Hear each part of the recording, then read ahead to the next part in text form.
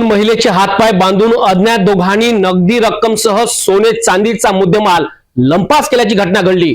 घडलेला दरोड्याचा प्रकार फ्रेजरपुरा पोलीस स्टेशनच्या हद्दीत पोहरा बंदी या गावात घडला। अज्ञात चोरट्यांनी तब्बल 64,000 रुपये किमतीचा मुद्देमाल लंपास केला। घरात दोन महिला असताना अज्ञात इसमांनी अचानक घरात प्रवेश केला। फिर्यादीच्या 70 वर्षीय वृद्ध बहीण आणि सुनेला दोरीने बांधून पिशवीमध्ये असलेली नगदी 30,000 रुपये काढले।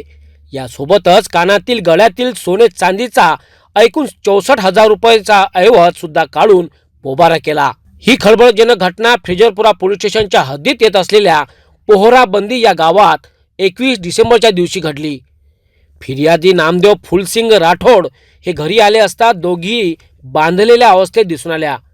एकीच्या कानातून रक्तस्राव होताना दिसून आले। फिर्यादीने बहिणीला पाणी पाजून विचारणा केली असता सर्व घडलेला प्रकार बहिणीने स्पष्ट केला। यानंतर पोलिसांना माहिती दिली असता फ्रेजरपुरा पोलिसांनी पंचनामा करून अज्ञात आरोपी विरुद्ध कलम 309, 6, 3, 5, 398, 34 अंतर्गत गुन्हे दाखल केले आहेत।